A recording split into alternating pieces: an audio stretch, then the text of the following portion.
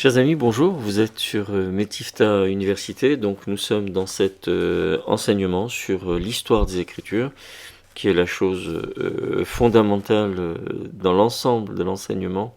D'une manière générale, c'est comprendre comment on a écrit, pourquoi, où, à quel moment, à quelle période, et qu'est-ce qu'il reste donc de tout ça. Sans l'écriture, vous savez, c'est comme si notre corps n'avait pas de colonne vertébrale. C'est comme si notre œil n'avait pas de paupières.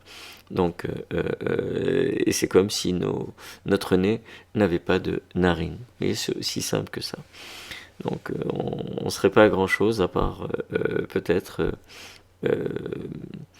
ou des végétaux, donc à l'état simple, ou un morceau de viande à l'état de carcasse. Donc c'est ou l'un ou l'autre, ou l'un et l'autre. Les deux peuvent se dire de la même manière. Donc, nous avons vu en un les hiéroglyphes. Nous avons donc là le proto-sinaïtique qui va être une réduction des hiéroglyphes. Les Égyptiens ont cette qualité, cet empire énorme et sur des siècles. Donc, à un moment donné, donc vers 1200, 1300, 1400, en tout cas sur plusieurs siècles, entre 1300 et 2000, avant notre ère, ils se sont posés des questions, ils ont réuni les savants du monde entier, parce que même s'ils se font la guerre avec d'autres contrées, d'autres pays, les Égyptiens avaient cette qualité de réunir les savants pour pouvoir avancer. Ils ont très vite compris que la culture était essentielle et que le savoir faisait partie d'une partie, en tout cas, de leur pouvoir à ce moment-là. Donc ce proto-sinaïtique, il va prendre sa source sur la péninsule du Sinaï, donc, et d'où son nom. Et donc en Égypte essentiellement. Le plus important d'entre eux est un site de mine de turquoise qui s'appelle Serabit, donc El Kadim, et qui est dédié à la déesse Hathor. Hathor, donc non pas Hathor ou à raison, mais Hathor. C'est la femme à la tête ornée d'une paire de cornes bovines, entre lesquelles brille le disque solaire, pardon. Ouais, scolaire, vous voyez, ils sont toujours scola, qui est donc elle est le symbole de l'amour, de la joie et de l'ivresse. Qu'est-ce qu'une femme d'autre peut offrir donc Hathor a tout. Je dis bien elle a tout. C'est vraiment un atout particulier. Les textes que l'on retrouve en sinaïtique donc, sont écrits de droite à gauche et en proto-sinaïtique, puisqu'on va suivre l'Orient. Et en suivant l'Orient, donc, on va suivre le soleil, Ori, et on va écrire à partir du lever du soleil dans toute cette contrée donc, du Moyen-Orient et d'Extrême-Orient également. Et lorsque le soleil donc, décline vers l'Occident, plus tard, bien plus tard, le grec qui n'existe pas encore en écriture. Moi, je vous parle toujours d'écriture, donc de date d'écriture, de date supposée d'écriture dans les travaux de recherche que j'ai faits. Uniquement, je vous livre les choses telles que je les ai trouvées, et ça vous permet, vous, de recoller un peu les rives pour éviter la dérive.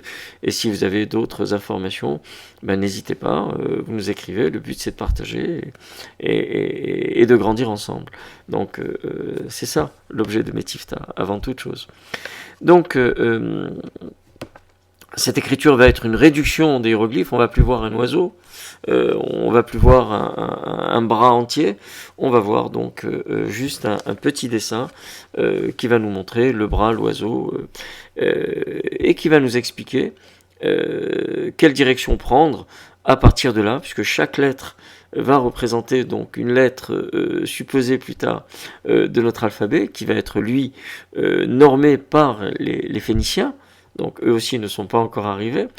Et donc on va déjà comprendre ce proto-sinaïtique qui est fondamental pour toutes ces écritures dont le phénicien, l'araméen, l'hébreu, l'arabe, le nabatéen, toutes ces écritures dites sémitiques, et de l'autre côté nous verrons lors d'un autre cours avec le cunéiforme qui va nourrir lui tout ce qui va être donc Orient, Extrême-Orient, Sud-Est, asiatique, le chinois, le sanskrit, vous verrez, c'est assez fabuleux.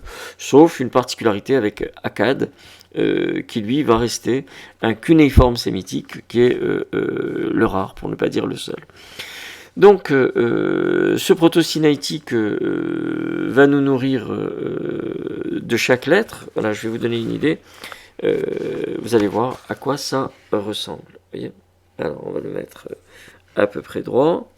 C'est pas évident, mais je pense que voilà. Hein, vous voyez le A qui représente donc un bœuf, un taureau. Vous voyez le B donc représente une maison.